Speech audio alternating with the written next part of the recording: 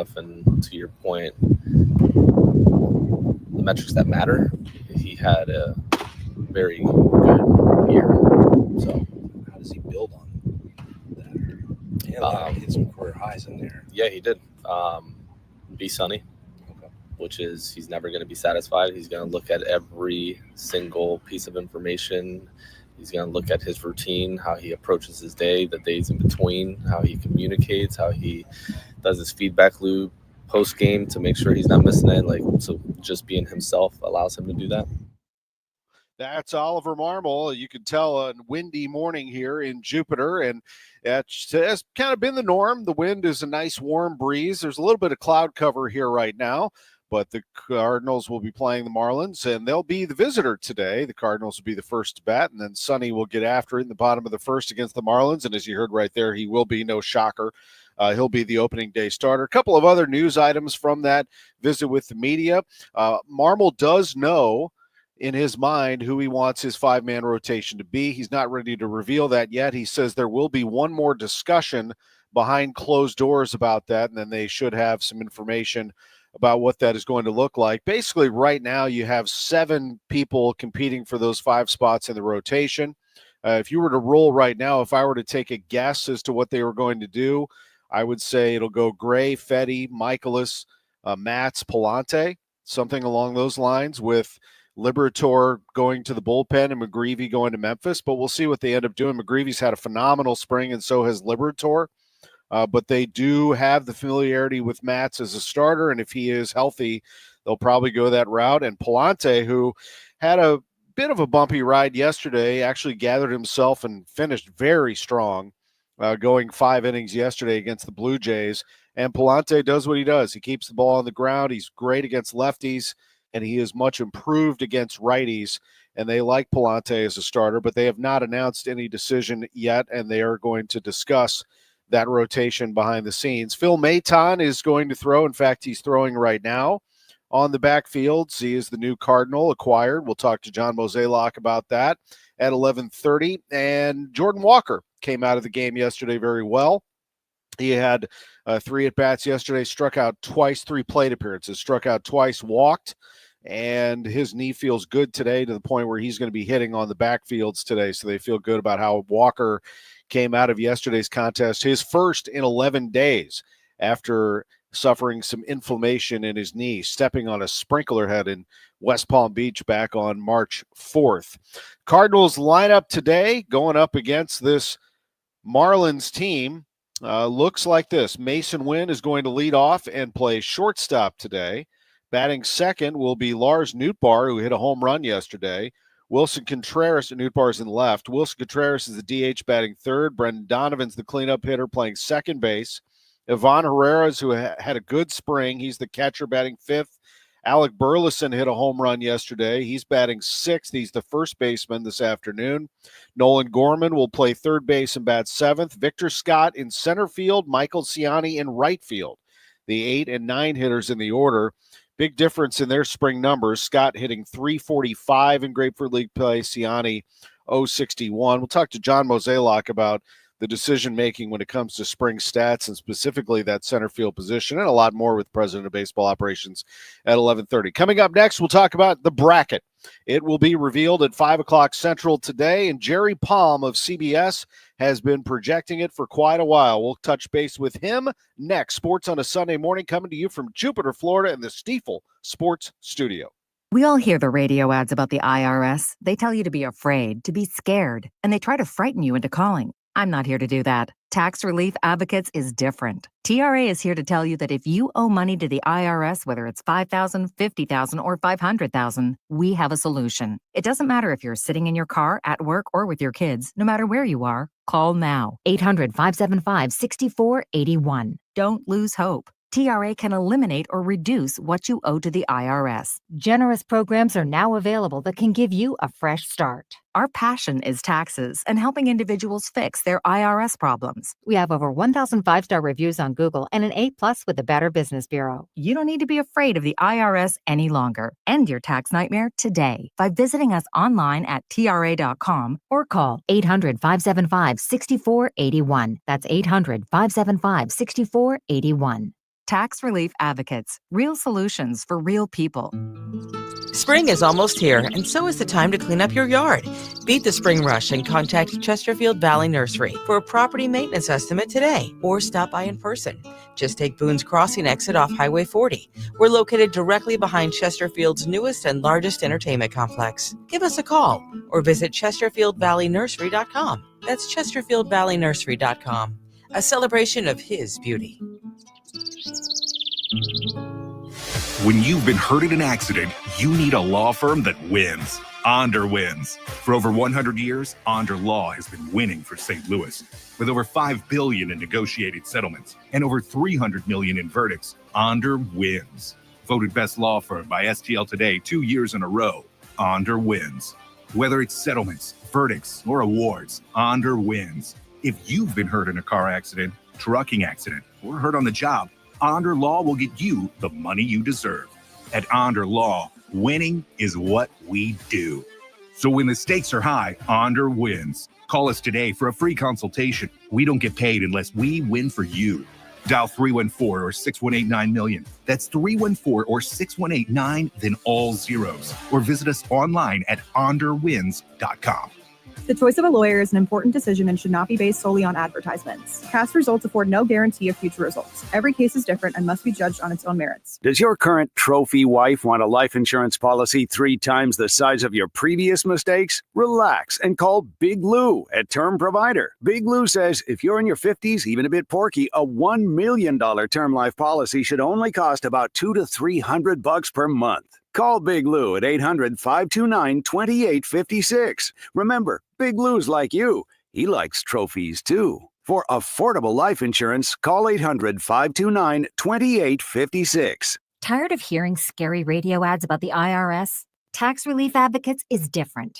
TRA is here to tell you that if you owe money to the IRS, whether it's $5,000 or $500,000, we have a solution. TRA can eliminate or reduce what you owe to the IRS with zero risk to you. We have over 1,000 5-star reviews on Google and an A+ with a BBB. End your tax nightmare today by visiting TRA.com or call 800-488-1329. That's 800-488-1329. All right, everybody, it's here. The March to Spring Training and Opening Day is officially upon us. Hey, I'm Rob Bradford from Baseball Isn't Boring, and we'll have you covered every single day with instant reactions to late-breaking signings, determining which players are, yes, truly in the best shape of their lives, and behind-the-scenes stories from all the excitement and intrigue that spring training brings. Follow Baseball Isn't Boring in the free Odyssey app or wherever you get your podcasts. Welcome back to the Gray Bar Sports on a Sunday morning. Once again, from the Stifel Financial Sports Studio, here's Tom Ackerman on America's Sports Voice, KMOX. Our producer is Drew Young, back in the studios of KMOX in St. Louis. Tom Ackerman in our KMOX Broadcast Center across the street from Roger Dean Chevrolet Stadium in Jupiter, Florida. And joining us with his eye on the bracket and the conference title games today is CBS Sports' Jerry Palm. This is a tradition that we have Jerry on the show on Selection Sunday. Good morning, Jerry. Hey, good morning. How are you? I'm doing well. How you doing? As we get ready for this, is it an exciting time for you? Yeah. It's always good to, see, look forward to seeing where the committee thinks everybody's, should be and where your own personal team is. So it's it's the culmination of months of work to get to this point for me. I'm trying to predict what 13-member committee is going to do. It's a lot more art than science, although there's a fair amount of science. No, absolutely. And you do a fine job of it. And you and I have talked for a long time and have known each other for a long time. As a bracketology expert, it is not the easiest thing in the world, but you've done a wonderful job here. Of course, my heart is with the Indiana Hoosiers, and I see you have us as the last 4 in at the moment. Is that still the case with West Virginia, San Diego State, Boise State? Correct. Yeah. Going into today, and there's 5 championship games today. If you're a team that close to the bottom of the bracket, the one you're watching is the American. conference, which is UAB and Memphis. And UAB is not getting in the tournament without beating Memphis, but Memphis is going either way. So that's what we call a bid stealer. UAB is a potential bid stealer. If they get in, someone pops off the bottom of the bracket. In my bracket, that's Boise State. The committee's bracket may be different. What's the scenario for Xavier to get in, Jerry? Yeah, well, the committee just has to like them better than, one of the teams I have in. I've got them as they're done playing. There's nothing they can do. That I have them as the first team out. So basically the scenario where they get in is the committee decides that they belong in. There's nothing left for anybody to do but wait and hope the committee sees it your way. And for Texas and North Carolina, if you're holding out hope for them, they're pretty much done, aren't they? Well, Carolina definitely is done. I don't think there's ever been a team that has more conclusively proven they're not an NCAA tournament team than North Carolina. They played 13 quad one games, most of those against tournament teams, and won one of them. That's a pretty poor record against the kind of teams that are in the NCAA tournament. So, North Carolina really doesn't have a case to be in. Texas would be interesting.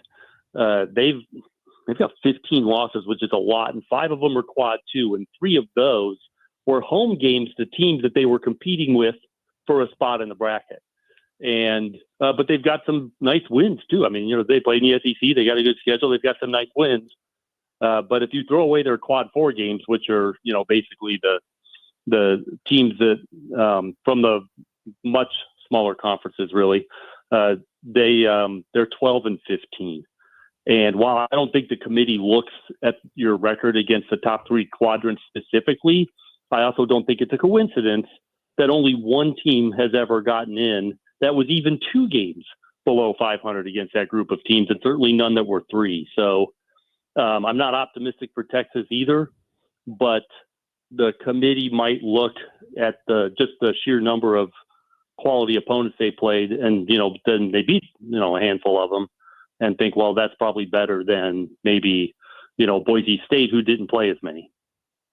CBS Sports bracketologist Jerry Palm is with us. From a local standpoint, SLU cannot get in. They had to win the A-10 tournament to do it. We're going to hear from their coach, Josh Schertz. He will join me right after you at the bottom of the hour here around 10:30. But for Mizzou and Illinois, representing the 2 most popular and best conferences in America, the SEC and the Big Ten, they are very much in play. Where do you see them, Jerry?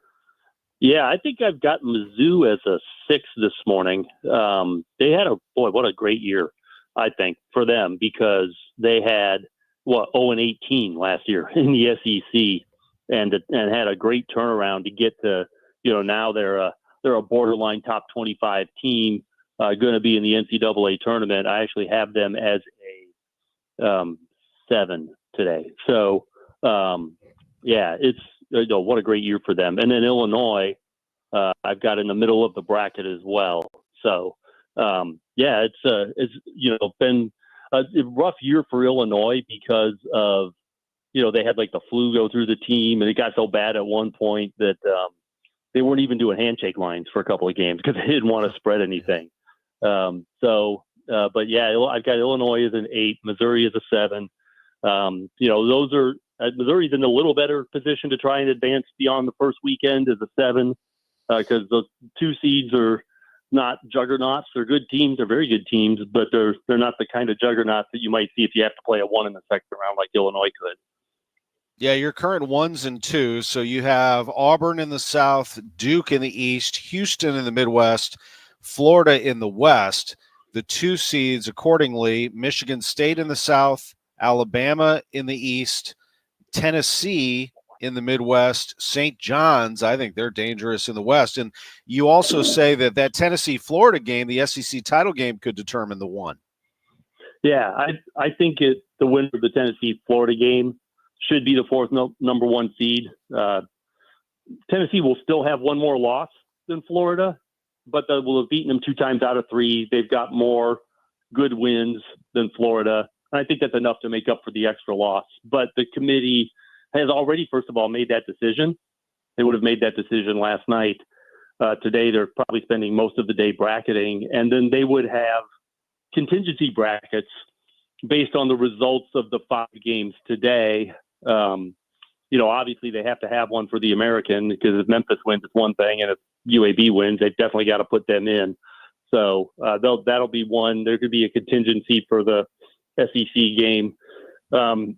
For the Ivy League game, it's one team or the other, and they might be in the same spot in the bracket or not, but they'll have to deal with that. So yeah, they have contingency brackets for probably all of these games, with the possible exception of the Big Ten. But and then they just watch the games, and they get a winner, and they throw out any bracket that they had with the loser. So they eventually whittle it down to 1. That's really good insight, Jerry. And then you have SIUE as a 16 against Houston. Tough assignment. Now, SIUE has a phenomenal player in Rayshon Taylor. He is excellent and could be fun for people to see for the first time. The problem there, Jerry, is if they play Houston, it feels like Houston has 5 Rayshon Taylors.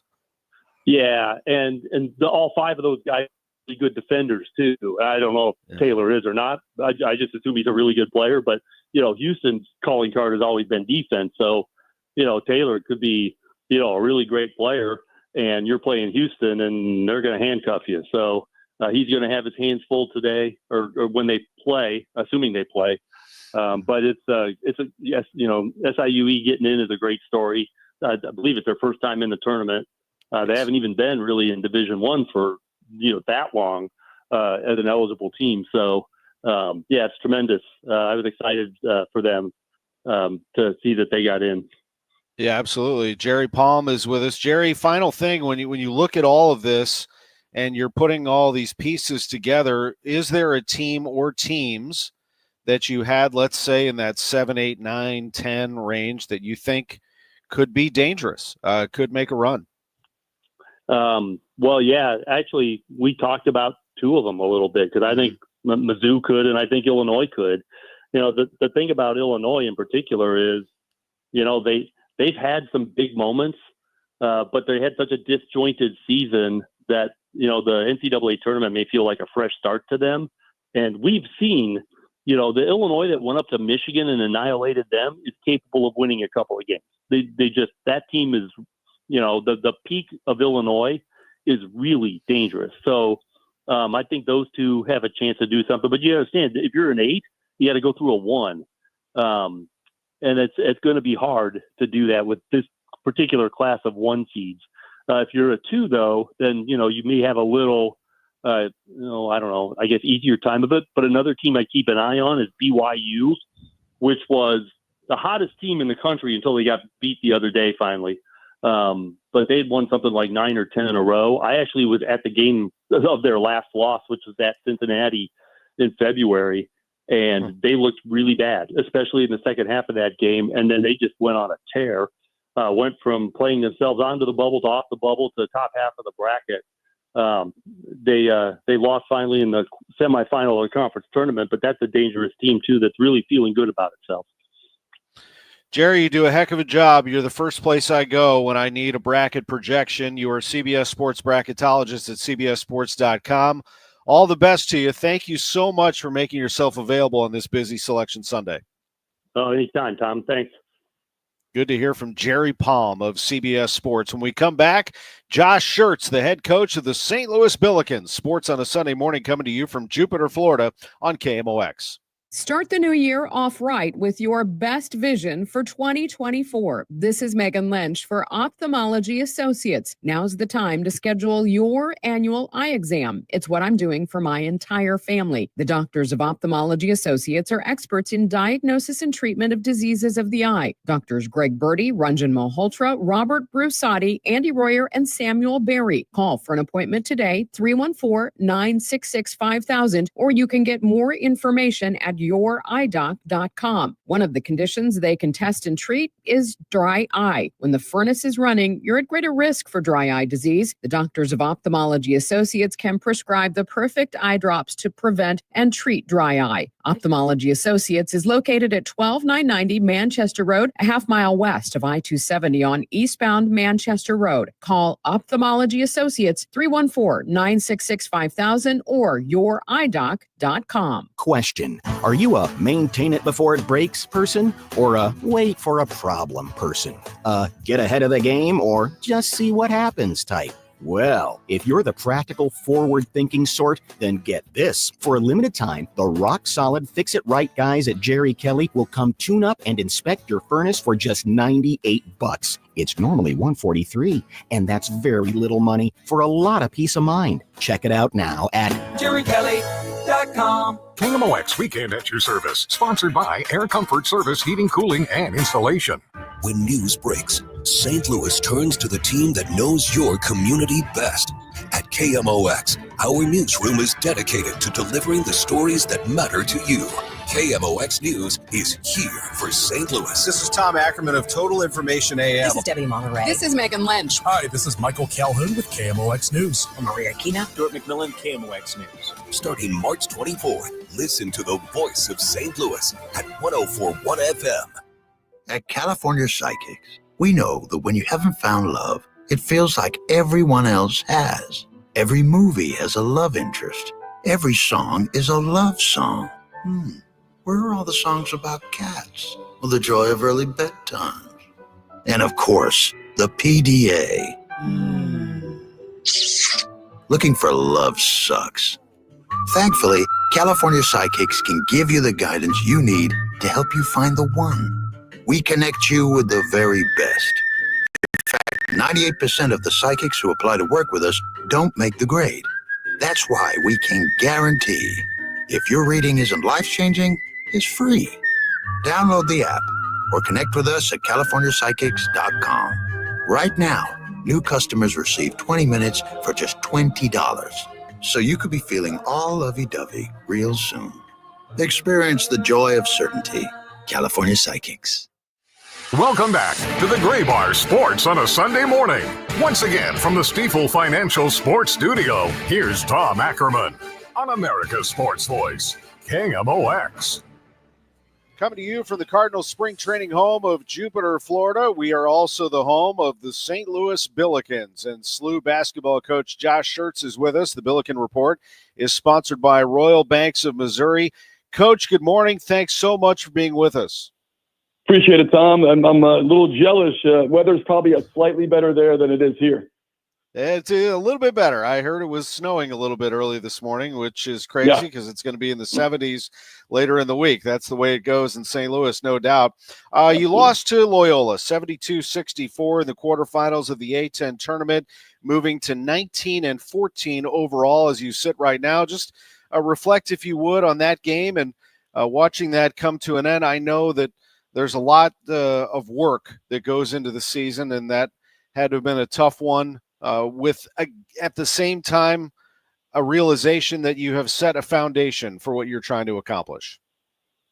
Yeah, I think, it's certainly every ending of the season, unless you win your last game, it stinks. I mean, it's a crash landing. Nobody expects to lose. I mean, you go into these single elimination tournaments, and you expect to win. I've walked into locker rooms, lost the national championship game, and it was devastated. I remember walking in the Indiana State locker room last year at the NIT final, and that was as gutted as I've ever seen a locker room. I mean, guys were sprawled out, sobbing. I mean, it's never, no matter how far you play, no matter how long you go, the end is always incredibly painful, and particularly if you end in a scenario where you come up short in that last game. So, it was a tough loss, frustrating for us in a lot of ways, a little bit of a, kind of like our season, we came out and credit Loyola. They really took it to us early. They were super physical. I thought, we really were on our heels on both ends of the floor. And,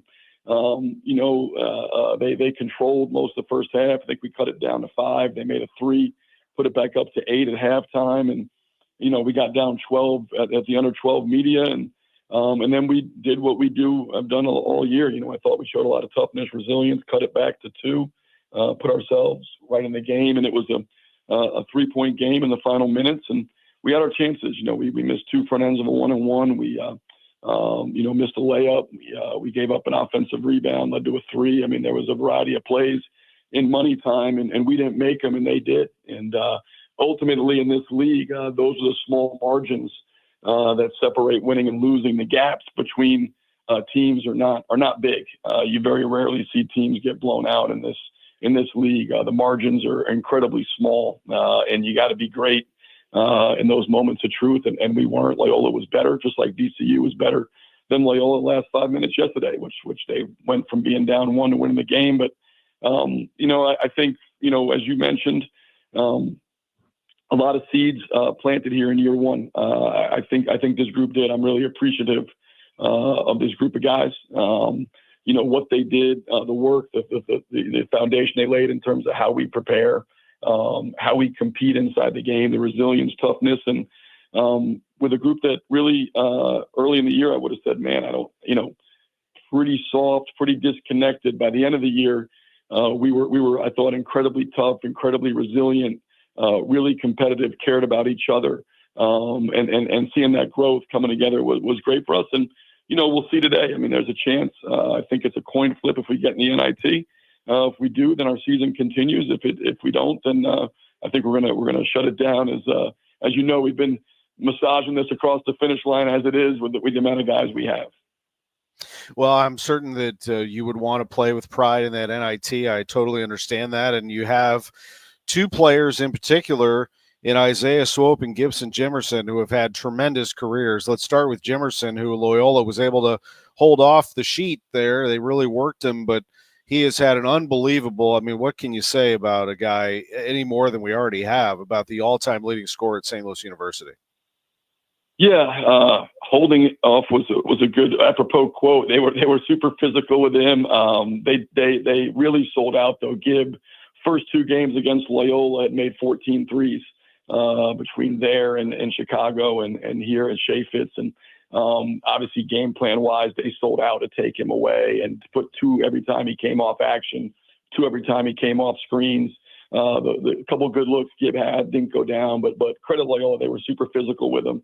Made it really hard. But one game would never define a player. You're defined by your career, and be hard pressed to have a guy who's had a more, impressive career than Gibson Jimerson. I mean, he's set some records here from a numerical standpoint that I don't think will maybe in today's climate ever be approached. I mean, almost 2,500 points, was a 415 threes, the amount of minutes he's played, games he's played.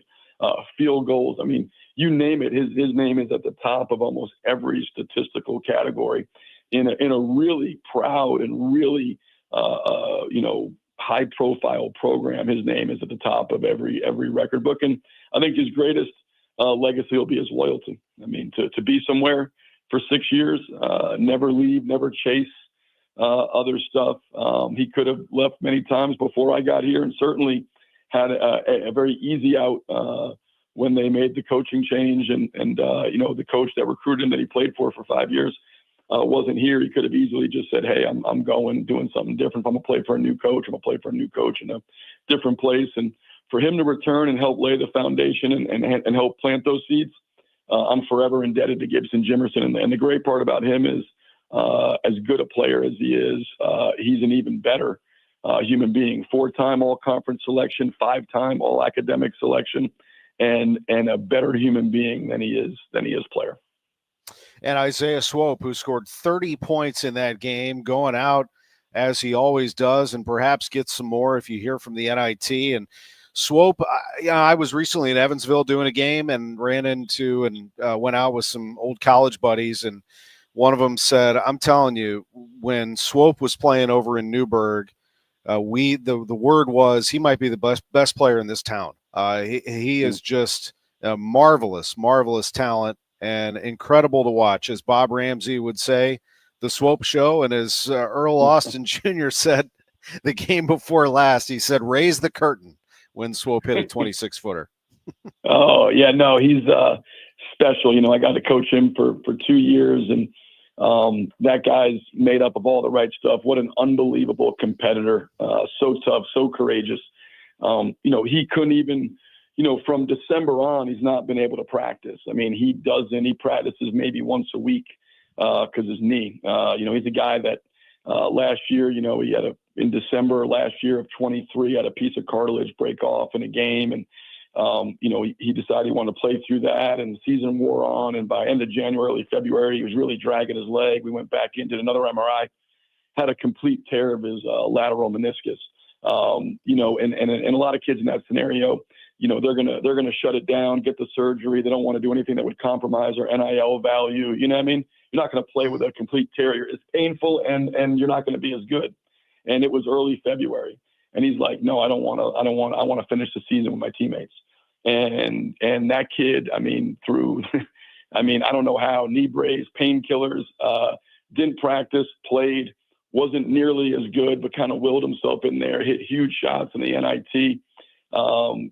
Had the surgery in the summer, in the off season, came here, knee started bottom in December, just inflammation, couldn't practice. And that guy goes out after basically 5 days off after we played against Duquesne, and doesn't practice and gets 26 and 30 in back-to-back games, on a leg and a half. And so, unbelievable competitor, his courage, his toughness, made up of all the right stuff. One of the most special young men I've ever coached. He just, he's incredible.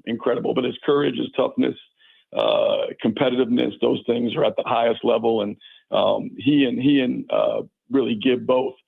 We don't win 19 games without him. We're not, don't win 11 league games without him. Those guys, like I said, the bloom's coming. But the seeds are planted. Those guys planted the seeds. And, when I was at LMU, when I was in Indiana State, I could see that in the first years. And when we did break through, and I think it was year 3 at both places, I went back and bought rings for all those guys that were the first 2 teams, because they're the ones who laid the seeds, planted the seeds for the bloom that came, that third team reaped. And Isaiah Gibb, if when we do break through here, we'll certainly, those guys will be a part of that ring ceremony and a part of big reason why we did. And Robbie's going to be part of it, right? He said so himself, and Robbie Avila is going to be a Billiken. Yeah, Robbie, kind of got, I don't know how we got there in the press conference, but was asked in the press conference. And Robbie, is going to be here, and that's a great foundational piece. In today's world, it's, to have a program that's still where you have a real culture and you're about real relationships and you're about,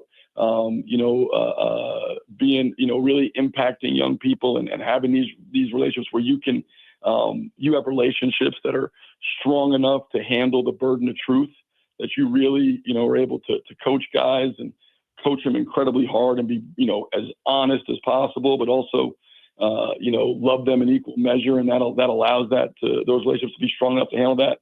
We're going to try to be that. Rob is, he's been incredible, but he's been that way his whole life. He's a guy who played for one high school, one AAU team. He's not transfer, run, do this. Could he go somewhere and make more money? Of course he could. He's one of the best, centers in college basketball. He's an all-league player in the A-10.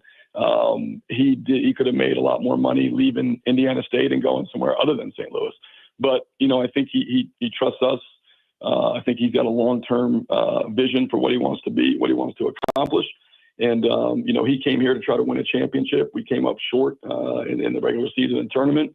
But having him as a building block piece, and I think we'll have a number of other guys back as well, that's going to give us the chance to go in the portal and this spring and have a real direction in terms of what we need, what we're building around, and hopefully be in a much better situation we were this year coming in, in April. Well, I'm very curious to see how it all turns out. And then this is just the last thing here, and they tie together because Kobe Johnson, I think if you don't have him, it doesn't work because you had so many injuries and issues going on. Kobe stepped up when he had to. And there's another senior I know that was so meaningful to you because you were shorthanded in so many different ways. Yeah, no, Kobe's, his growth and trajectory as a player. I mean, he had some phenomenal games for us, and he was just a rock all year. So much of what he does, is what I would call like invisible plays, things that don't get box score validation. He obviously had some really big games. VCU, we won at home and at St. Joe's. And I mean, he had some big games scoring wise. And he had a career year offensively when you look at what he did, but he brings so much value. He's such a great defender, takes care of the ball. He alleviated some of the burden on Isaiah. He was thrust into what I would think, was maybe a bigger role than what we had thought because of all the injuries. But man, did he step into it and embraced it and thrived in it. I know he didn't play as well as he wanted to in DC, but when you look at his year in totality, another guy just like Isaiah and Gibb, that, man, did they plant some seeds. His competitiveness, the things he did for us defensively, his ability to alleviate some of the ball handling pressure on Swope, the way he shot the ball for most of the year. I mean, he made more threes this year, I think, than he made in his previous 3 years of college combined, and did it while shooting close to 40% from three. Bestest turnover ratio of the team. Unbelievable individual defender. Like I said, so many things that don't show in the box score. Kobe had a terrific year, helped us immensely, and hopefully helped himself in terms of, what his opportunities are to play beyond college. And I think he put himself with this year in position to have a chance to do that if he chooses. Well, I hope you get that call today from the NIT. More basketball to come, hopefully. And thank you for all these visits. It's so appreciated, and we appreciate your contributions, not only on Sports on a Sunday Morning, but on our coaches' shows, post games. Thank you, Coach, and all the best today. Appreciate it, Tom. Thanks so much. Enjoy. We'll catch up soon, and we'll see you when you get back in town. Absolutely. Head coach of the St. Louis Billikens, Josh Schertz, with us on KMOX, sponsored by Royal Banks of Missouri. This is Sports on a Sunday Morning. We're in Jupiter, Florida. We'll talk some hockey next, though. Big event going on in St. Louis, and not to mention the St. Louis Blues back after this. Join Mark Patrick Seminars. Lose the weight and stop smoking. Early bird specials, $49.99. Seminar Sunday, March 16th. Holiday Inn, St. Louis Southwest, Route 66. St. Louis. Weight loss, 11 a.m. Stop smoking seminar, 2 p.m. Or Monday, March 17th, 4 Point Church in St. Louis. Fairview Heights. Weight loss, 5:30 p.m. Stop smoking seminar, 8 p.m. Hi, I'm Jim Brennan with McKelvey Homes. Dreaming of a brand new home, but don't want to wait? You are in luck. McKelvey Homes has dozens of brand new move-in ready homes with tremendous savings up to $70,748. In addition, you will also receive a closing credit of up to $10,000. We have a wide variety of luxury custom homes at prime locations, all with McKelvey's legendary quality and personal service. Visit McKelveyHomes.com and move up to McKelvey. Schedule your free tree inspection from Gamma Tree Experts now. I'm Tim Gamma. Our certified arborist and horticulturist are ready to meet you in preparation of the coming season. Winter is always hard on a lot of trees here in St. Louis. If you have a tree that you're really concerned about, let us come take a look at it for free. I'm Tim Gamma. Give me a call at 725-6159. That's 314-725-6159. Your trees deserve the best care from Gamma Tree Experts. Okay, I have some really good news. Well, we do have the 0% a lot. We do have it on our regular products because you will be unbelievably shocked, especially if you call me and I'll give you the straight up scoop on how much money you can actually save by if you spent $20,000 versus $10,000 on a system. The difference could be as little as, I don't know, let's just say, not to exaggerate, 5 cents. So be careful out there, and always remember your energy savings is based on your house. It is not based on the equipment. So common sense advice and help and guidance. Again, call me, Bart Inman, one easy number, Missouri and Illinois. The easiest, 314-293-2600. Again, one easy number, Missouri and Illinois, 314-293-2600. Or on the internet, that is bartinman.com. That is Bart with a B, Inman with an I.com. God bless. KMOX Cakes and Eggs, presented by Budweiser, is back at Cardinals Nation Restaurant in Ballpark Village, Thursday, March 27th from 11 till 2. It'll feature a live KMOX broadcast, a brunch buffet, draft beer from Anheuser-Busch products, and select mixed drinks. All-inclusive single tickets and tables on sale now. Celebrate this unofficial holiday with KMOX, Budweiser, Overhead Door Company, St. Louis Composting, Rally House, and Dirt Cheap.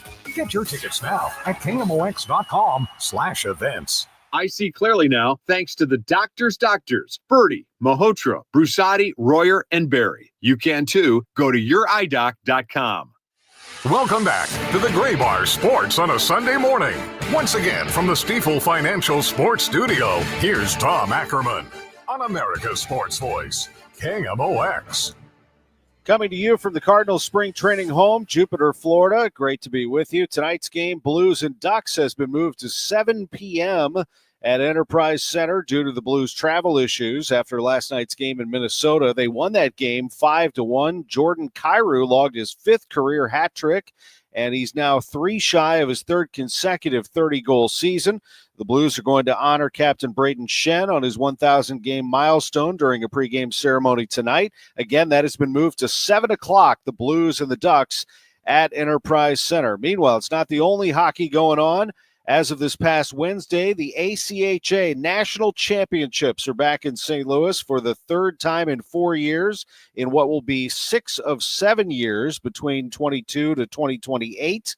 And you exercise the option to stage the 2026 event here too, Craig Barnett. You're the executive director of the ACHA. Thanks for being with us on KMOX. Well, thank you, Tom. Very excited to be part of your show, and we're very excited to be back here in St. Louis.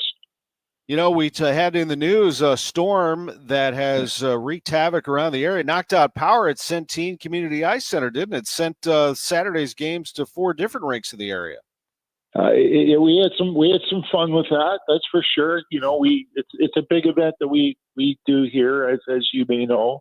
We have 84 college teams here playing 119 games to crown 5 national champions, and it's a big undertaking. And we start planning this every year in September with an organizational committee group, and we meet a couple times a month. And you know, we feel that we're pretty prepared when we get here, trying to eliminate any surprises. But that's one surprise that happened here Saturday that you can't really prepare for.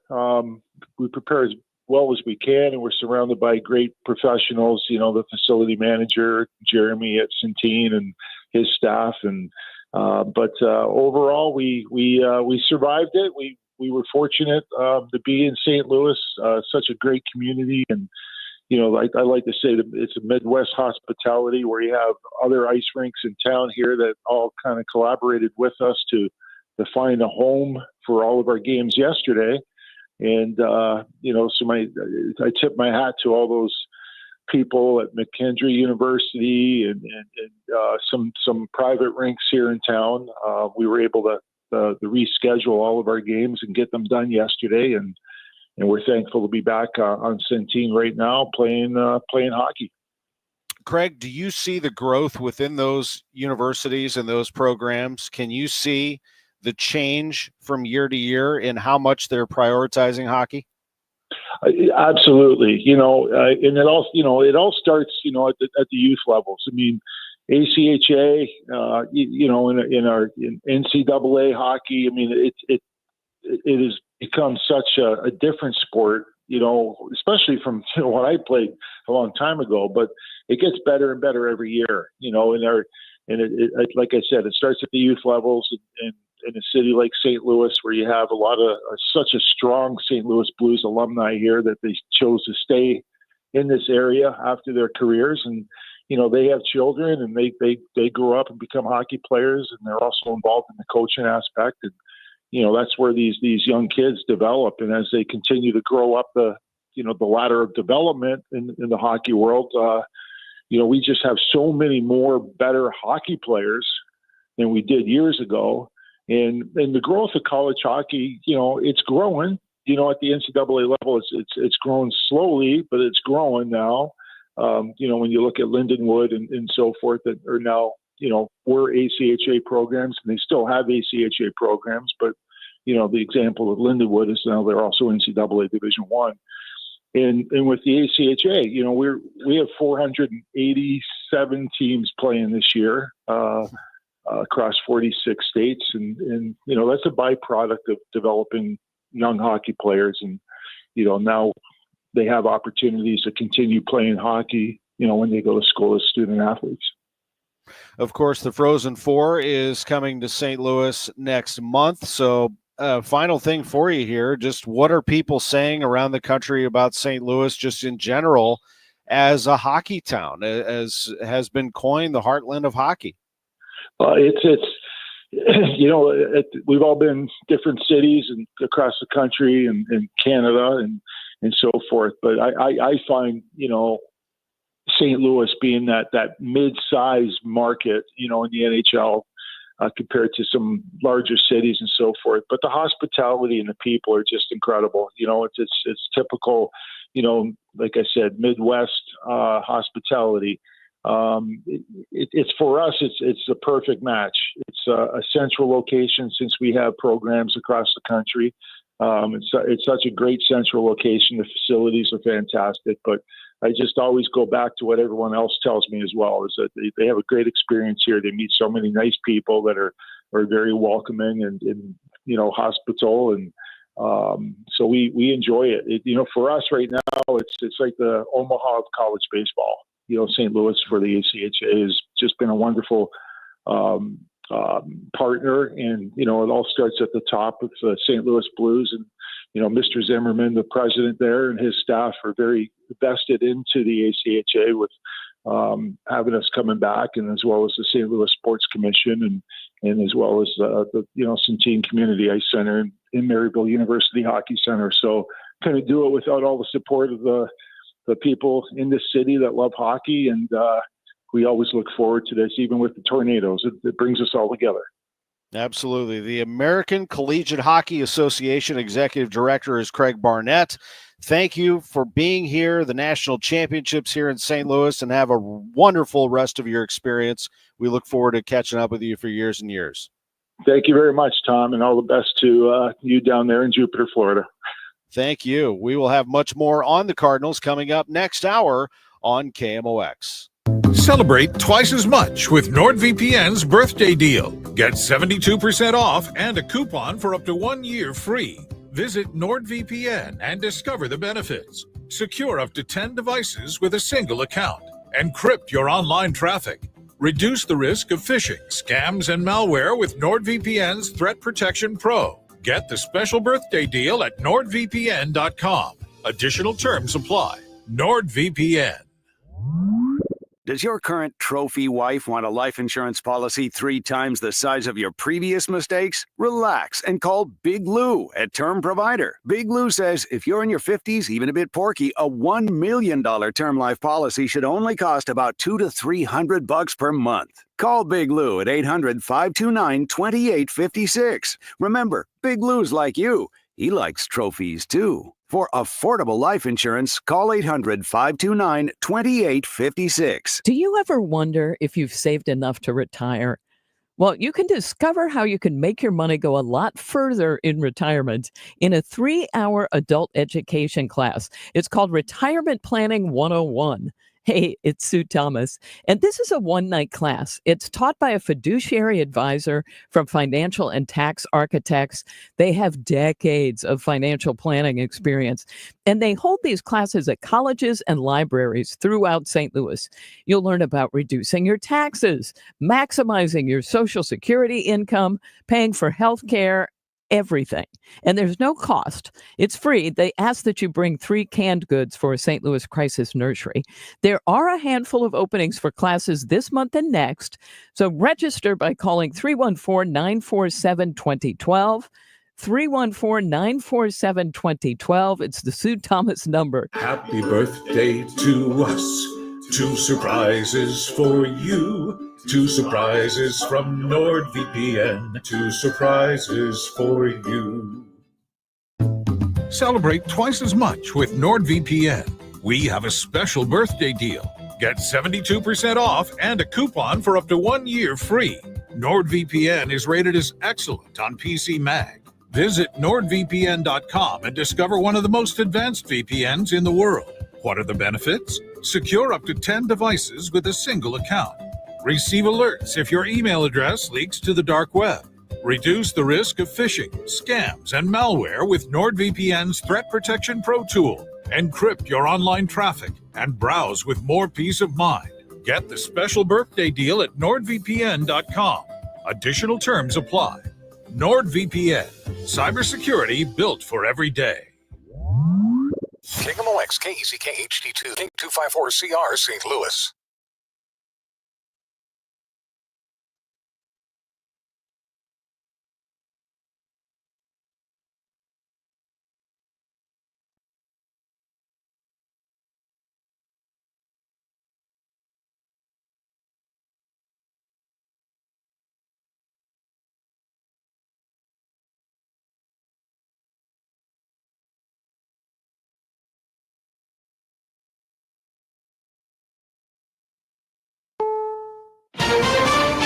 This is CBS News on the Hour, sponsored by O'Reilly Auto Parts.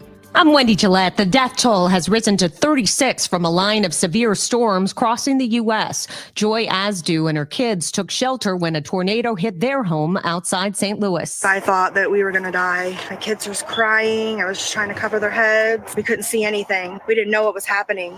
The storms also brought damage to Gordo, Alabama, where WIAT TV's Avery Boyce filed this report. Gordo resident Christopher Stevenson says they sought shelter in a basement. I dropped my wife and my little girl off, and I was like, I've got to go give a helping hand. Simmons says his home was not hit, but after seeing the devastation, he began praying, and he joined the cleanup effort.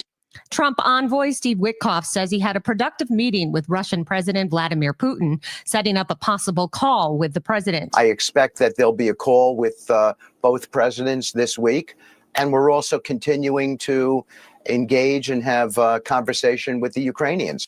He was interviewed on CNN. Some Democratic lawmakers are incensed after Senate Minority Leader Chuck Schumer helped push through GOP legislation that averted a partial government shutdown at midnight Friday. Texas Congresswoman Jasmine Crockett appeared on CNN. I think Senate Democrats have to sit down and take a look and decide whether or not Chuck Schumer is the one to lead in this moment. A federal judge ordered a halt to deportations of gang members from El Salvador, but the White House says almost 300 were arrested and flown out of the U.S. That follows President Trump invoking the Alien Enemies Act. Loyola Law School professor Lori Levinson. The Alien Enemies Act has only been used 3 times in American history. And that was back at times when we were actually at war, in World War I and in World War II, and under the War of 1812. But we've never seen it used as President Trump wants to use it. The death toll has risen to 59 and 155 hurt after a nightclub fire in North Macedonia. The BBC's Guy Delaney on the possible cause. The band were using some on-stage pyrotechnics, and sparks from those pyrotechnics set a fire off in the ceiling. From video footage, you can see the flames creeping across the ceiling, and people, presumably staff, using fire extinguishers in an attempt to put them out. U.S. airstrikes on Houthi rebels killed more than 30 people. National Security Advisor Mike Waltz on ABC. This was an overwhelming response that actually targeted multiple Houthi leaders and took them out. The strikes followed Houthi threats that the group would again attack ships in the Red Sea. This is CBS News. Think O'Reilly Auto Parts for all your car care needs. Get the parts and service you need fast from the professional parts people at O'Reilly Auto Parts. At 11:03, mostly cloudy, and we have 35 degrees downtown at the Arch. Good morning, I'm Scott Jagow. Our top story this hour, continuing coverage of Friday night's storms and the aftermath. At least a dozen people died in the storms in Missouri. Throughout several states, the death toll is now 34, and the National Weather Service has confirmed at least 3 tornadoes touched down in the St. Louis area. The designations confirmed have been for EF2 systems, Hillsborough to Arnold, another one near Villa Ridge, and an EF1 system south of Union. Right now, we still have 45,000 Ameren, Missouri customers without power. The numbers in Illinois continue to come down, 7,300. Ben Lynch is with Ackerman, Missouri. We're seeing from the Jefferson City area down to Cape Girardeau and throughout Ackerman, Missouri and Ackerman, Illinois service territories. And we'll continue to track and try to restore our customers as quickly as we possibly can. The American Red Cross has opened shelters near Rolla and in St. Louis County for people affected by the storms. In St. Louis County, the shelter is at the North County Recplex in the 2500 block of Redmond Avenue. The Phelps County shelter is at the First Baptist Church on Cedar Street in Rolla. The Red Cross has opened also what they call respite centers. They're open during the day for affected residents. These are in Franklin County at South Point Elementary in Washington, Missouri, and in Howell County. The one there is a FEMA shelter at the middle school in West Plains.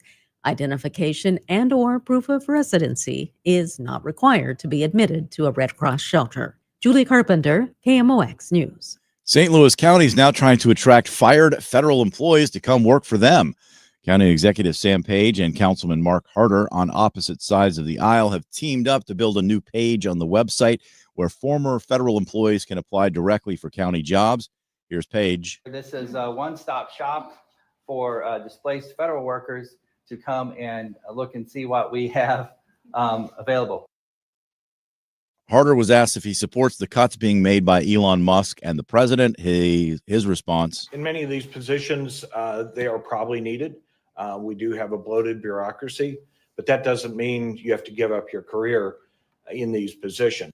A big break in a cold case in Columbia, Illinois. I'm here to announce that Jane Doe, the homicide victim found in Columbia in 2002, has been positively identified as Carol Jean Hemphill, age 40, of St. Louis, Missouri. Monroe County Coroner Bob Hill says Hemphill was reported missing July of 2001. Her body was found in a creek bed in the following year.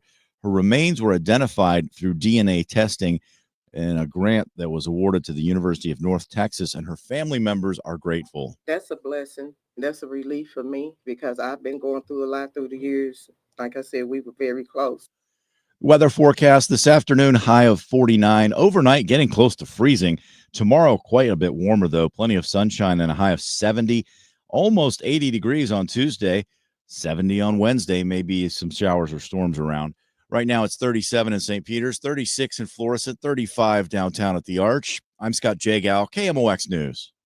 From KMOX Sports. A 2-2 pitch. This is the Gray Bar Sports on a Sunday morning. And there's a high fly ball. That's hit to deep left field. It might go. Gray Bar, your distributor for electrical and datacom needs. And it's gone! A slammer for Nolan Arenado. Now, from the Stifel Financial Sports Studio, here's Tom Ackerman on America's Sports Voice, KMOX. Great to be back with you. Another hour of sports on a Sunday morning coming to you from Jupiter. We will do the same thing next Sunday. The Cardinals will break camp on March 23rd, but we will be here, sports on a Sunday morning from Roger Dean Chevrolet Stadium, and then they will head to Memphis for an exhibition game before returning to St. Louis and getting ready for March 27th against the Minnesota Twins. We are that close to opening day. I want to tell you about a couple of things about opening day here in just a second that I'm going to be involved in that I cannot wait to do. But first things first, let me tell you about the lineup today here in Jupiter. The Cardinals are taking on the Marlins. We'll have the game for you on KMOX. John, Ricky, Claves, Ryan Schulte, they are all there getting ready for that. And that is going to be a 12:10 first pitch. It's going to be a 12 o'clock pregame. So we look forward to that visit with those guys, and Sonny Gray making the start. Gray has officially been named the starter for opening day. No shocker there. The rotation is just about set. Ollie Marmol has in his mind what he wants it to be.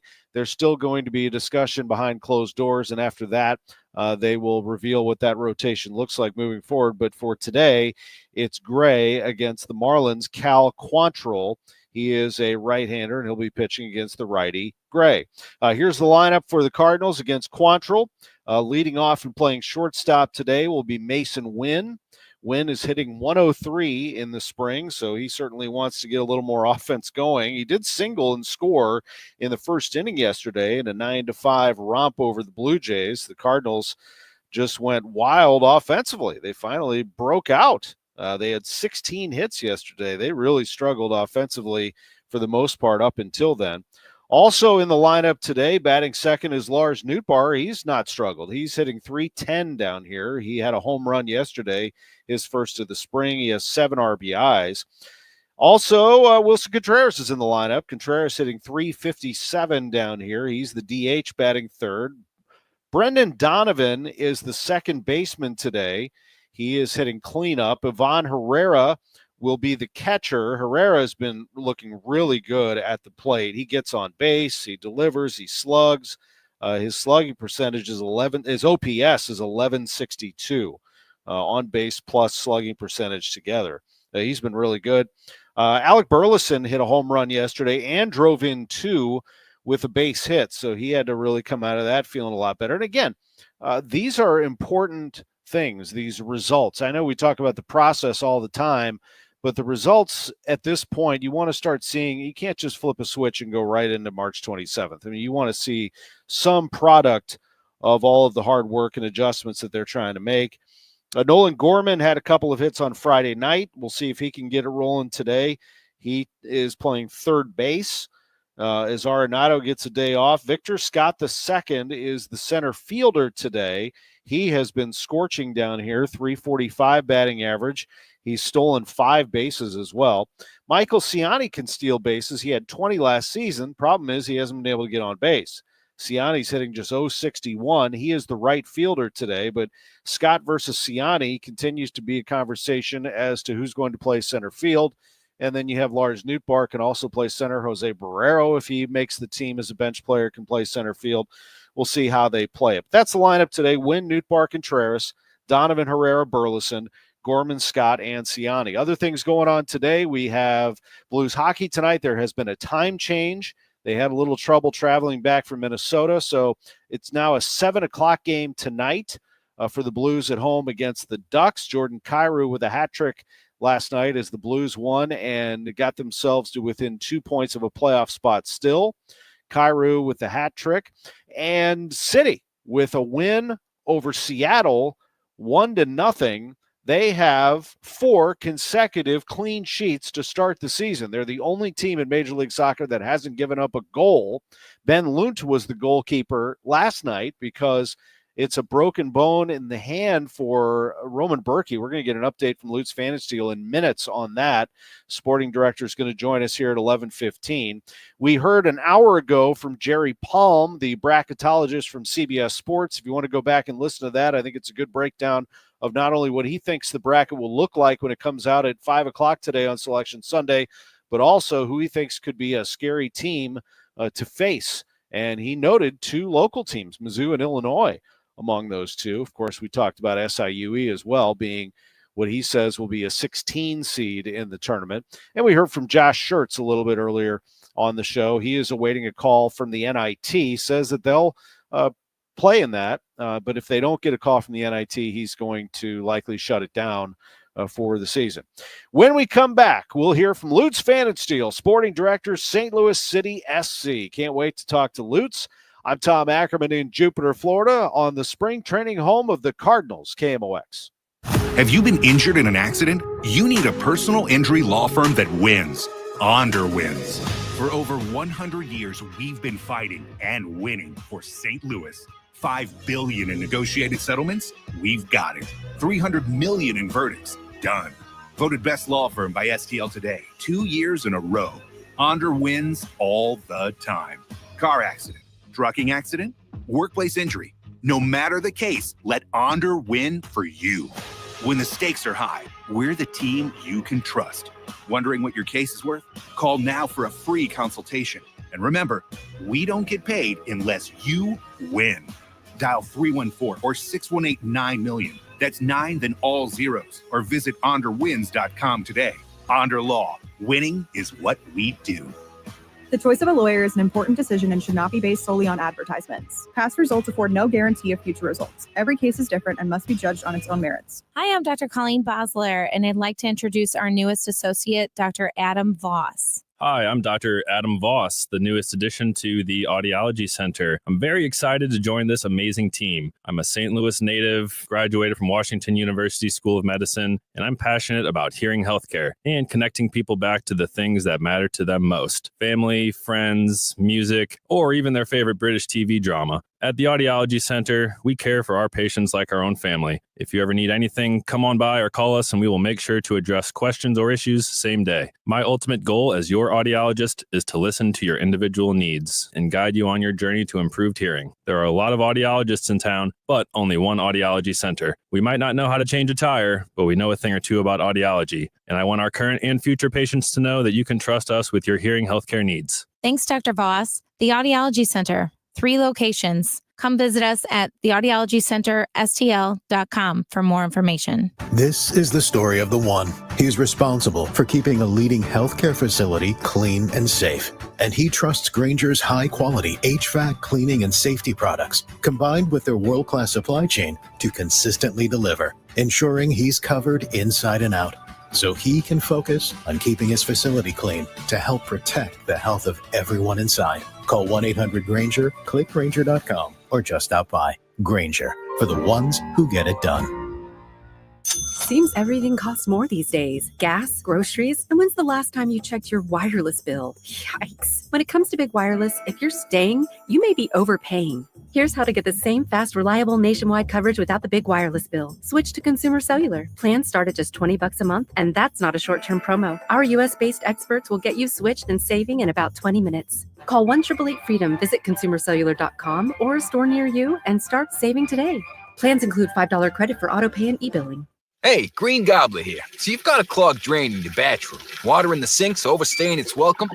You're spitting today's toothpaste on top of yesterday's toothpaste. You hope that it go away.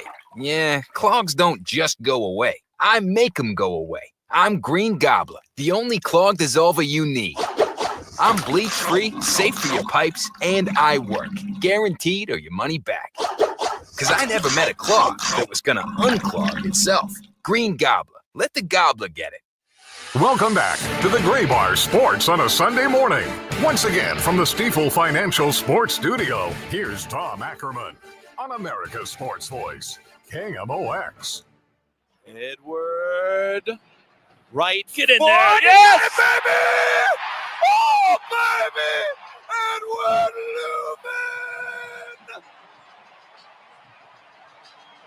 Lumen! Joey Zanaboni, Dale Schilly with the call on Y98 last night. I was watching it from down here and listening to it as well. St. Louis City SC beats Seattle 1-0. They have 4 consecutive clean sheets to start the season. We are joined by sporting director for St. Louis City SC, Lutz Pdannenstiel. It's always a pleasure, my friend, as I come to you from Jupiter, Florida, the spring training home of the Cardinals. How are things in St. Louis? Yeah, good. I can see you actually sitting there yesterday watching the game with a nice cocktail in your hand. Yeah, enjoying the sunshine. Yeah, it's good, getting a home win finally, like second game at home. And I think especially against a team like Seattle, which was our bogey team so far, having played them 4 times, haven't picked up a point. And yesterday getting that win was definitely a very important step forward. Well, you continue to lock it down defensively. Before we talk about Lunt and Berkey, how about just overall the way that you are playing defensively and limiting opportunities and chances for other teams? Yeah, really, really solid. I think the way we defend as a group, and defending is not just winning the back 5 or the back 3. I think it starts with the strikers who are closing down the spaces. I think that's overall really impressive so far the whole season. Again, yesterday there was, I think, 1 or 2 shots on target, which is not much. Did Seattle really had a lot of clear-cut chances? No, they didn't. So it's really a big improvement when it comes to that, looking into the last years, actually, how we structure, how we organize our defensive lineup. And, that's usually what wins you games. You don't need to always have that offensive firework and create 6-7 chances. If you're smart, you defend well, and you use the chances in the right moment. Or a set piece like yesterday that really gives you the points. And as a group, Tom, we really defend well so far. Yes, you have. And Lunt in goal for you, and Leuven with the goal. And City wins at 1-0. It was close there at the end, though. They call for a penalty shot, and then, hold on a second. There's a handball.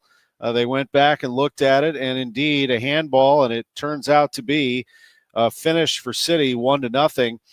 That was something. And then, just overall, the fact that you had to make the change, my obvious question is, how is Berkey? What is the latest there with his hand?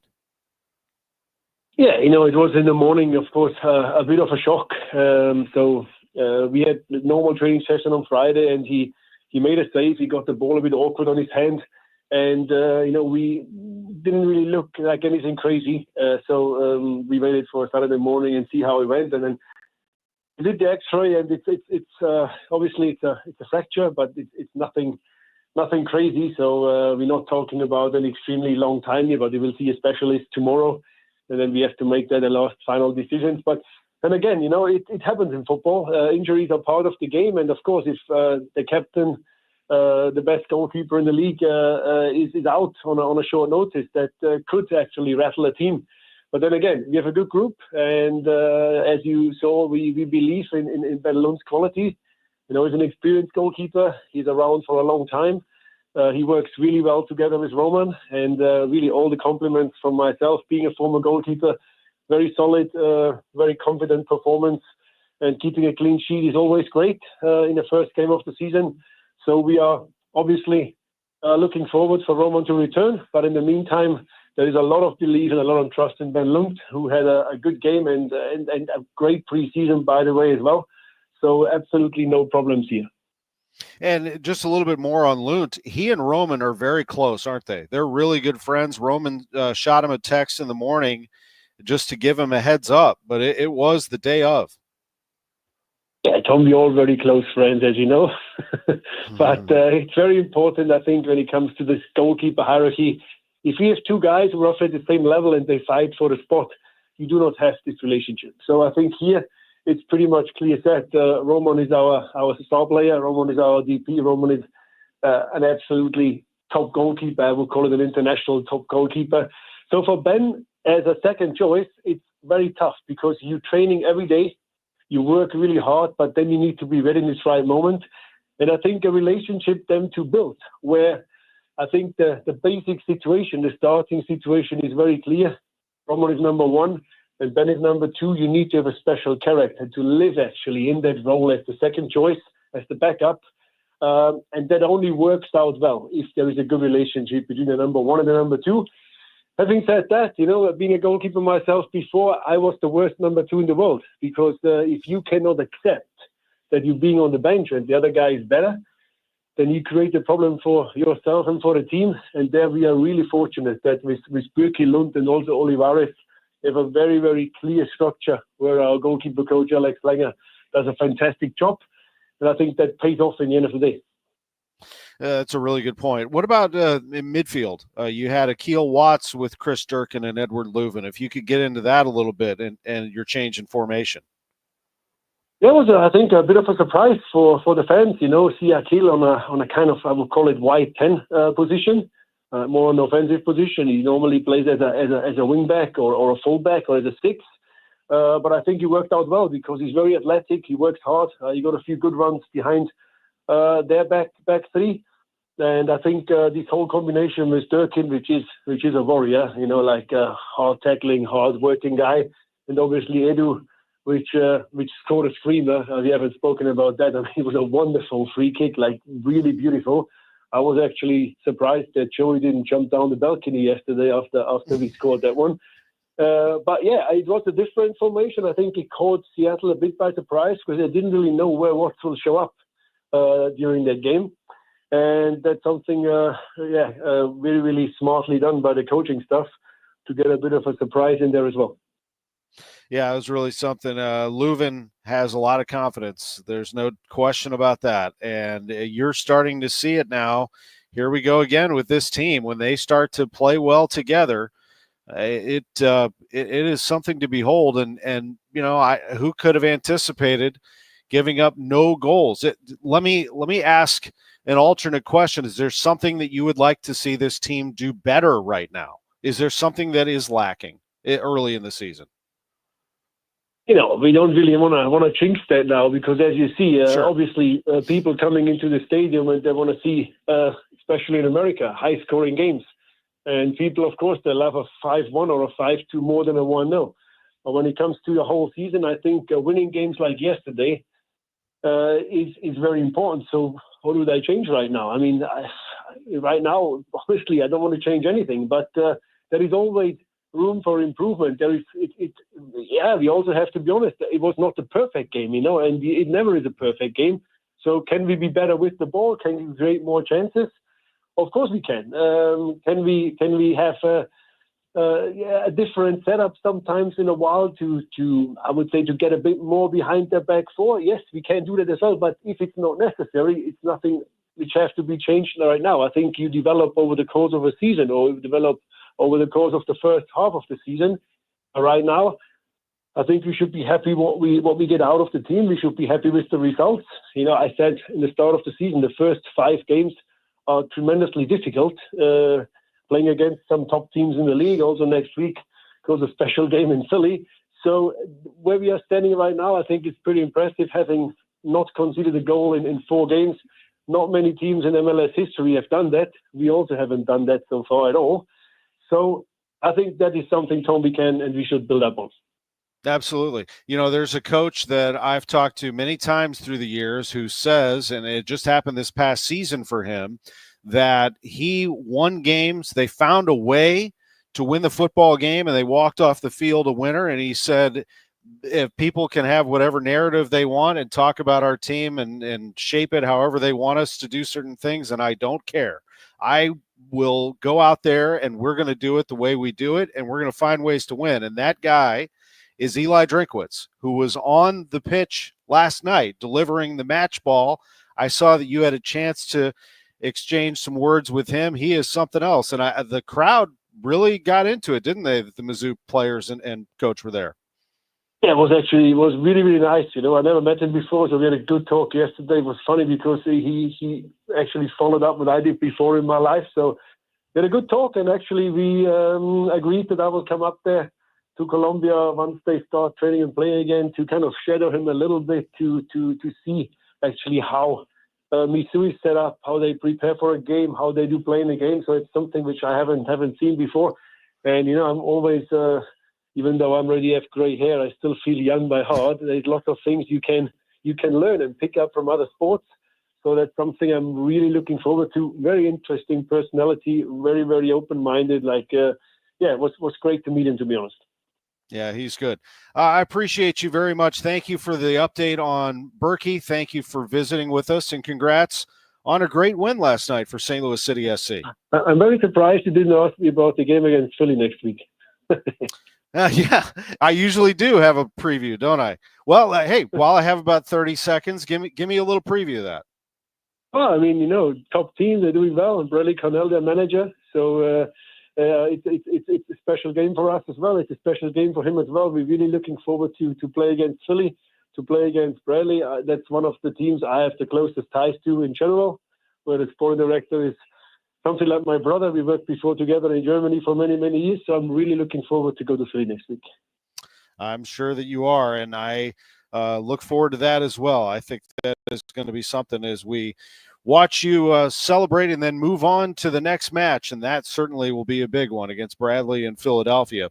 Lutz, thank you very much for the time again. We appreciate it. Thanks, Tom. Have a nice Sunday in the sun. You too. Lutz Pdannenstiel with us on sports on a Sunday morning on KMOX. When we come back, the president of baseball operations of the St. Louis Cardinals, John Mozeliak, with us live from Jupiter, Florida on KMOX. When you get hurt, you don't want to end up on the injured list. You want to get back in the game stronger than ever. At Morgan & Morgan, America's largest injury law firm, we fight for you, making sure big insurance doesn't throw you a curveball.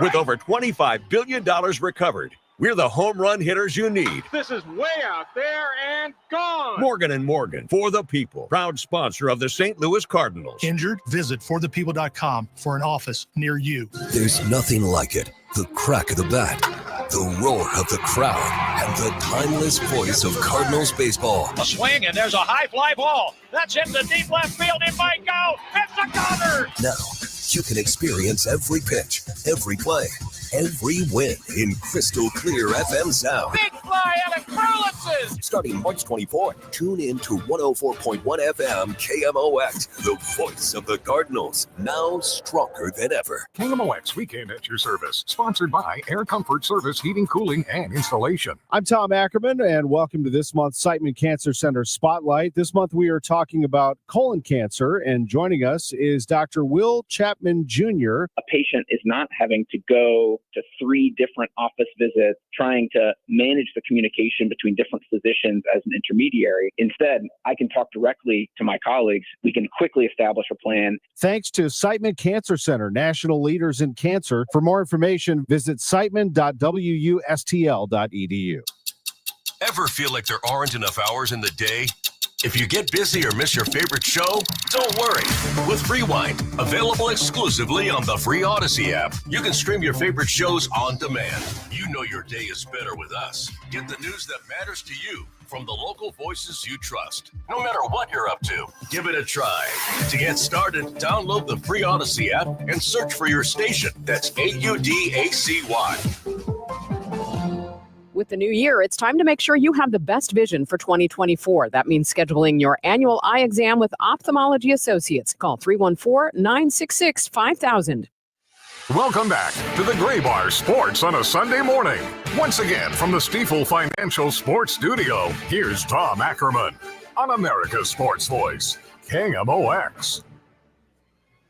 And today, the Stifel Sports Studio comes to you from Jupiter, Florida, across the street from Roger Dean Chevrolet Stadium. Let's go to the ballpark now. We're joined by Cardinals President of Baseball Operations, John Mozeliak, as the Cardinals take on the Marlins this afternoon. Good morning, Mo, and good afternoon here in Florida. Yeah, good afternoon. How are you? I'm doing great. Thanks again for the accommodations, as always. You provide us with a great workspace, and it's been a good ride down here, so we appreciate it. Good. Glad to hear that. Yeah, absolutely. You have a busy week here coming. Opening day is March 27th. 1 week from today, you will break camp and get ready to head north. Just your overall thoughts on where you are right now. I can tell you, for me, calling the game yesterday was a lot of fun. Offense is fun. The Cardinals put 9 on the board and beat the Blue Jays 9-5. Yeah, that was nice to watch. With regard to what this week looks like, obviously there's going to be a lot of transition going on in the sense of trying to narrow down our roster and really positioning ourselves for the following week when we open in St. Louis. But in the meantime, we want to, communicate with our players, let them know which direction they're heading, i.e. Memphis or St. Louis. We'll probably make final roster decisions some point next weekend. But in the meantime, we'll start to get people, for logistical purposes, understanding where they're headed. And so there'll be a lot of meetings, a lot of talking, and hopefully over the next 72 hours, a lot of clarity for some people. Yeah, most recently, the more, I guess, a flurry of moves following Phil Maton. Graceffo optioned, O'Brien moves to minor league camp. You had Munoz as well. A little more clarity, I would imagine, at bullpen after the Maton move. Yeah, I think everybody can sort of squint and see where this is headed. So, there's still a few bubble questions or some uncertainty with what exactly we're going to look like, but we're going to allow, this week to play out, and then we'll try to make those decisions by some point next weekend. And when it comes to the rotation, are you still at the moment stretching out Matthew Liberatore? Would I be accurate to say that you still have 7 going for a 5-man rotation?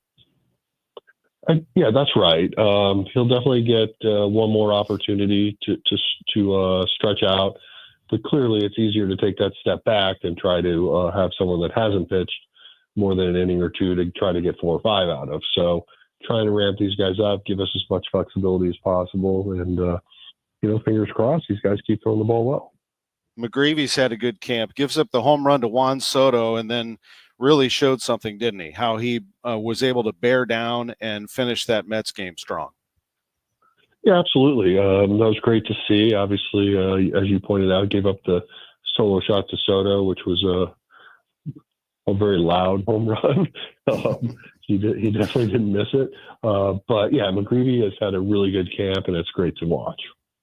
And then, we've talked bullpen starters, those competitions going on right now.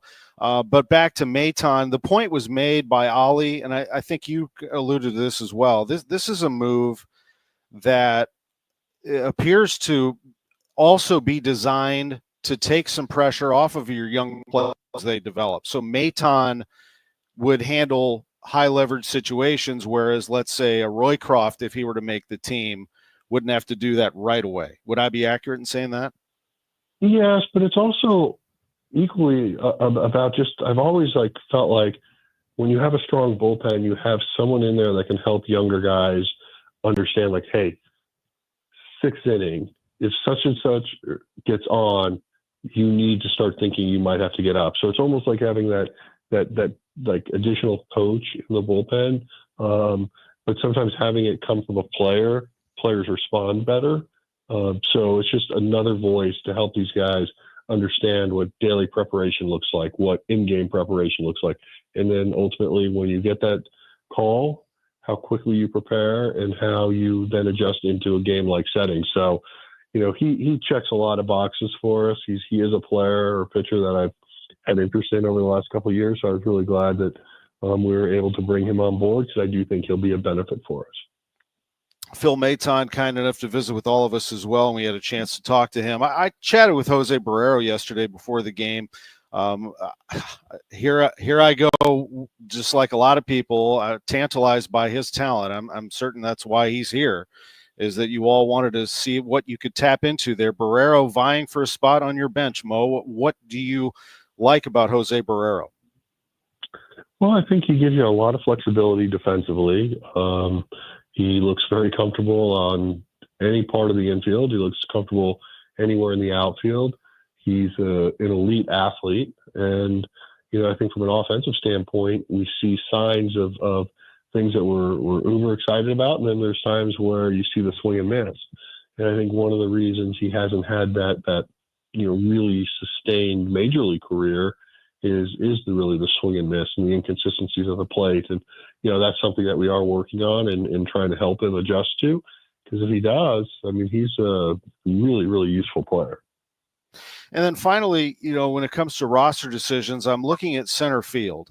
And obviously we see the numbers. Victor Scott's put up great numbers. Michael Ciani hasn't been able to match those offensive numbers.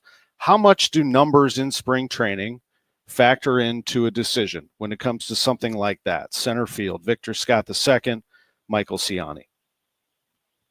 Well, I definitely think when you look at spring training performance, you tend to always remind yourself of not to put too much weight on what you see in camp. But it's hard to ignore when someone's having a really strong camp and apparently in showing that he's making the adjustments that you wanted to see happen. So as much as I'd like to say you're going to just totally discount spring training, it is a variable that you weigh in on. And again, we're going to use this remaining part of the week to see how everything shakes out. But there's no doubt he's had a really strong camp. And then there's also something else at play too, which I understand, and this isn't just Ciani and Scott, but just overall, you've talked about towing the line here. You have a short-term goal to reach, which you want to be successful in 25. You have a long-term goal to reach, which is to continue the success of this organization for years to come under Chaim Bloom and this front office. Can you go into a little bit, just take us behind the curtain a little bit as to how that collaboration continues to evolve between yourself, between Chaim, Rob Serfolio, and crew? Well, the reality is it's been our model for 30 years. We've always tried to be as competitive as possible during the season, but also have one eye on the future. And so, really it's my hope that, the next leadership group kind of understands how we think about it and understands that our fan base, wants to see a quality product. And, we don't want to go down the path where we have to have 3 or 4 years of just a complete teardown and where baseball's not even that relevant and you try to rebuild yourself back up. This is a very, very competitive industry right now. And you have a lot of things that are changing that, perhaps weren't part of the playbook 15 years ago that are different now in terms of who's spending, who's not. And so for the Cardinals to keep this relevancy in this league is something that we're definitely focused on trying to accomplish. And hopefully, even if this year goes well, we still are thinking about what 26, 27 and beyond will look like.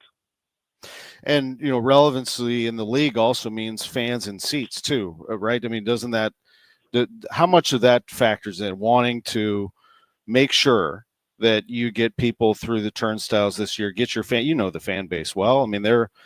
They understand what you're doing, but they also are a fan base that wants to win. They want to be entertained. You're in an interesting spot. I wouldn't say unique to other teams, but, one that not everybody goes through.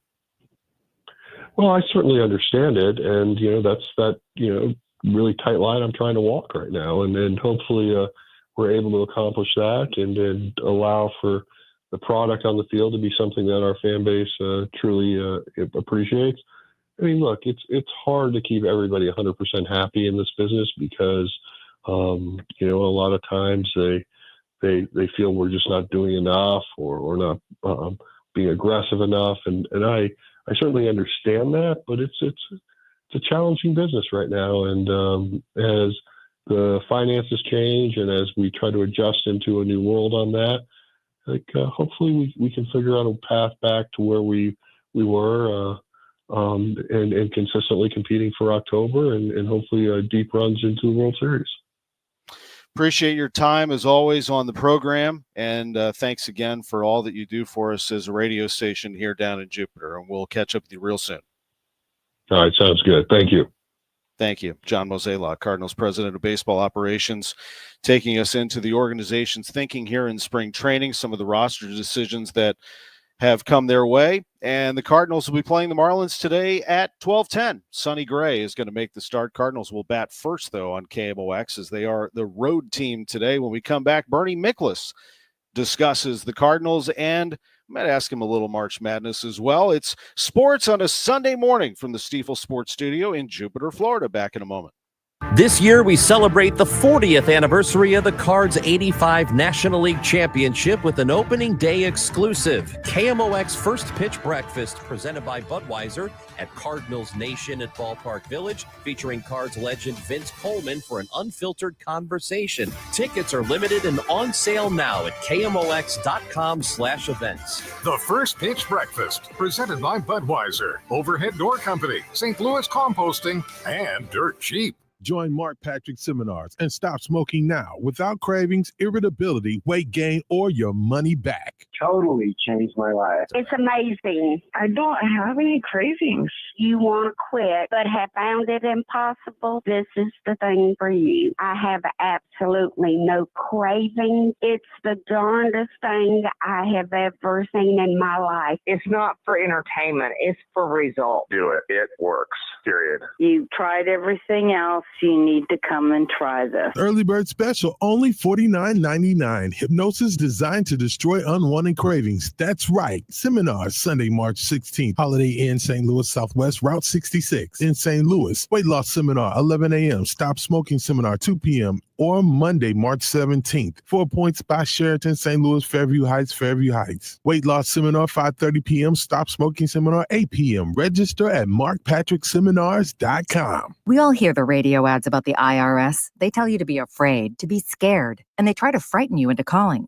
I'm not here to do that. Tax Relief Advocates is different. TRA is here to tell you that if you owe money to the IRS, whether it's $5,000, $50,000, or $500,000, we have a solution. It doesn't matter if you're sitting in your car, at work, or with your kids. No matter where you are, call now. 800-575-6481. Don't lose hope. TRA can eliminate or reduce what you owe to the IRS. Generous programs are now available that can give you a fresh start. Our passion is taxes and helping individuals fix their IRS problems. We have over 1,000 5-star reviews on Google and an A+ with the Better Business Bureau. You don't need to be afraid of the IRS any longer. End your tax nightmare today by visiting us online at TRA.com or call 800-575-6481. That's 800-575-6481.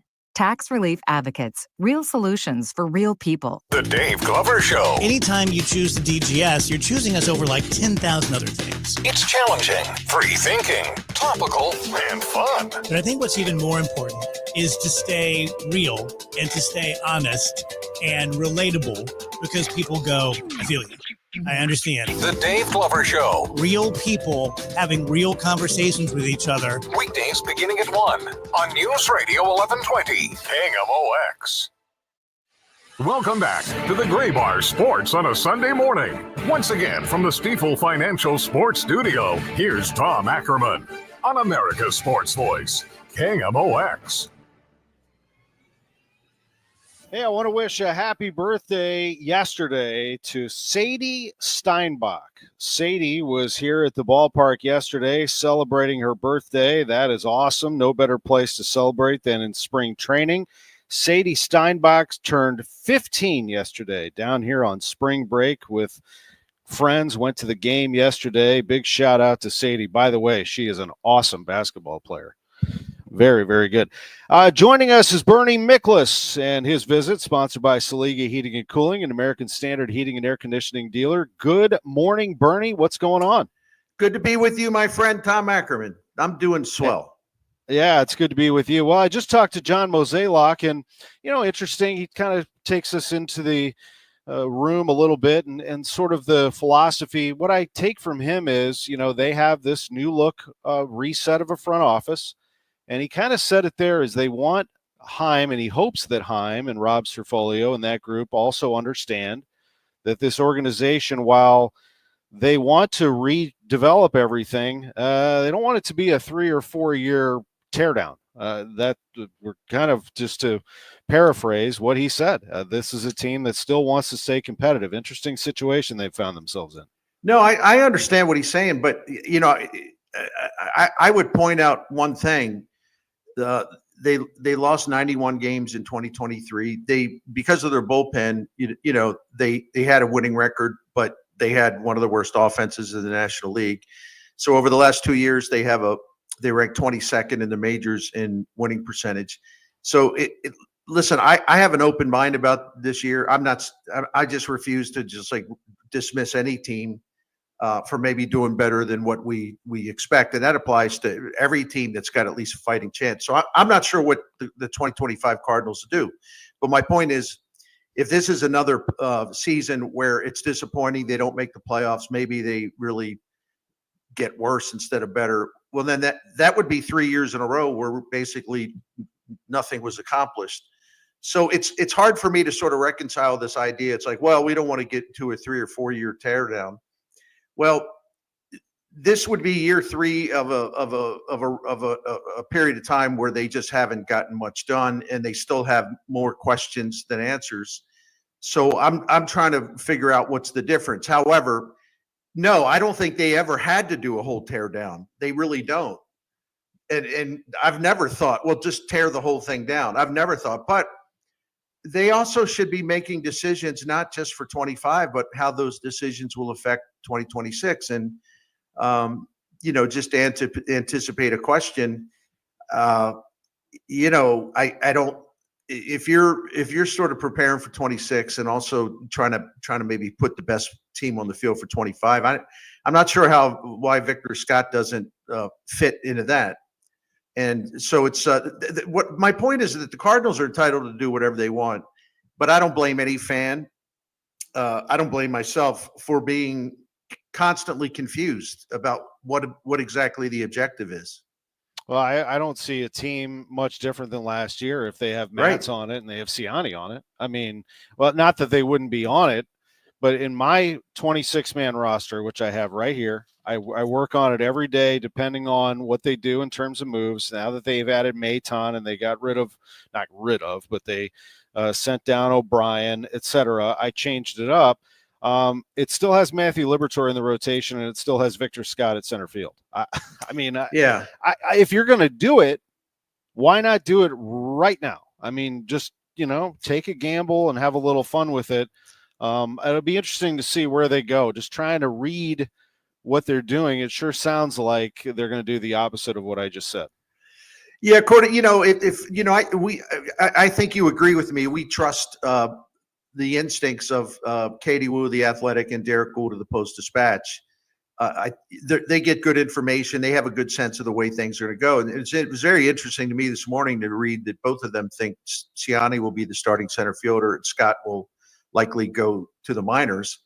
And again, man, I don't know what to do. I've been so ticked off about this and some other stuff that I'm actually, running out of things to say in terms of expressing, my frustration, because what does Victor Scott have to do exactly? They didn't give him proper training and instruction in the minors.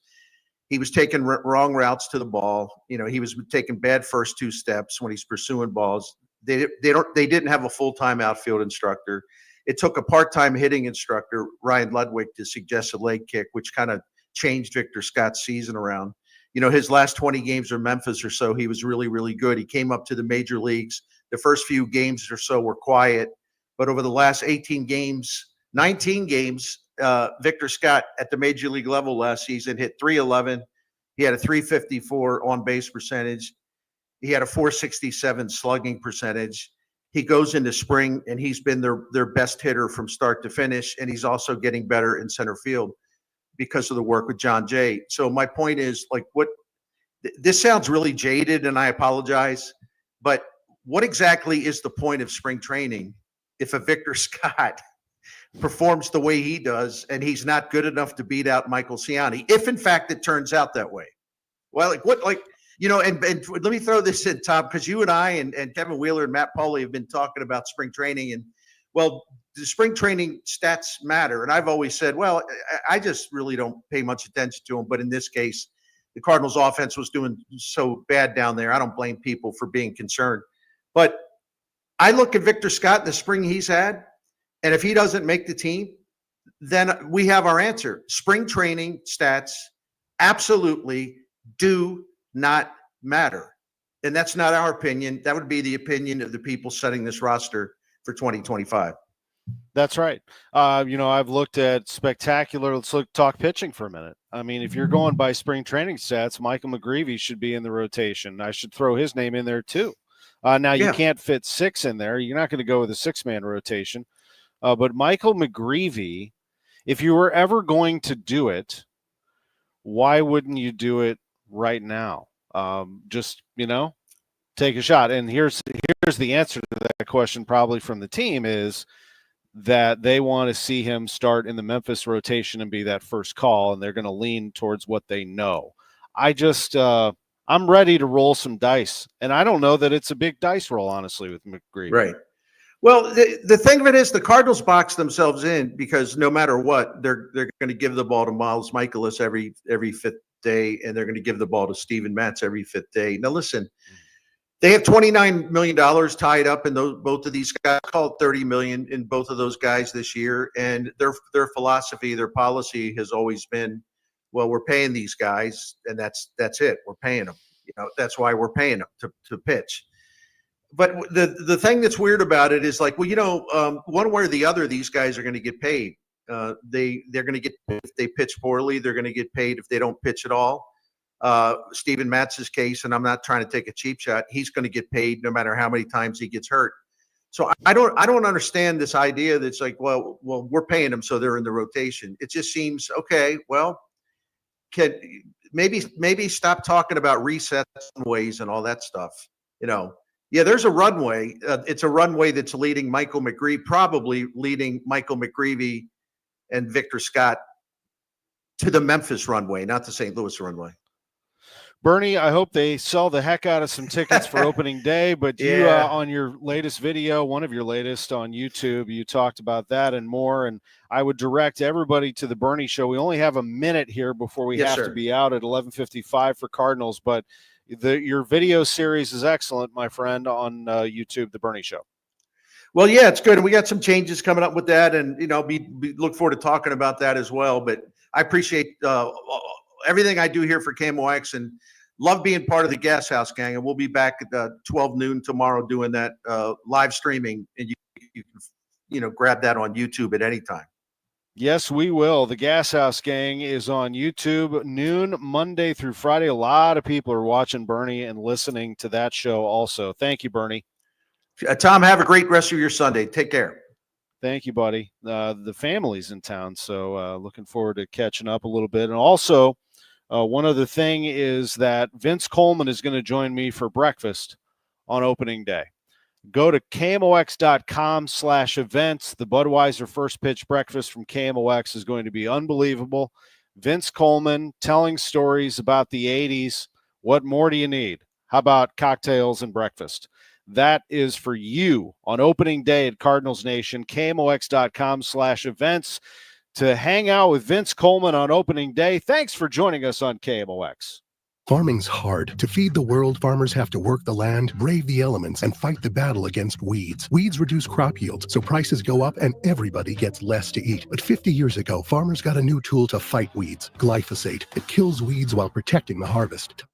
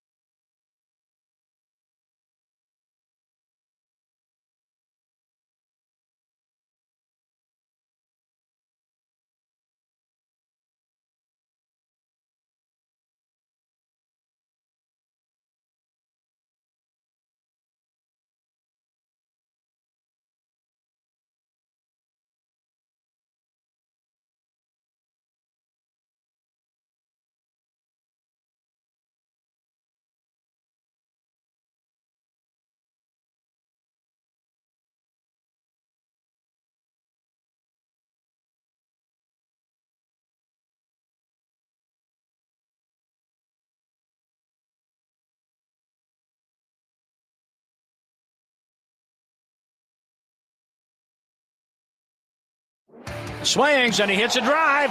Deep left center field to the track, the wall, and it's another. It's time for St. Louis Cardinals baseball. Cardinals baseball is brought to you by Budweiser, official beer sponsor of Major League Baseball. Crack open the game with Budweiser and enjoy unrivaled flavor and refreshment. By your quality Ford dealers, the official vehicles of the St. Louis Cardinals. Buy Schnucks. Earn 2% back on every purchase with the Schnucks Rewards app. Buy Shelter Insurance. Shelter offers great rates and award-winning service for your auto, home, and life insurance. Find an agent near you at shelterinsurance.com. Buy Explore St. Louis. Learn all about the great things to do in St. Louis. Visit ExploreStLouis.com. By Central Bank, the hometown bank of the St. Louis Cardinals. And by the Painting and Decorating Foundation. Now, St. Louis Cardinals baseball. Welcome to St. Louis Cardinals baseball from Roger Dean Chevrolet Stadium in Florida. This is Ricky Horton. I'll be alongside the voice of the Cardinals, John Rooney. Ryan Schulte is our producer engineer. Mike Claiborne is with us as well, and we're glad to bring you Cardinals baseball today, as the Cardinals will be the visiting team hosted by the Marlins. So it is at Roger Dean Stadium, but the Cardinals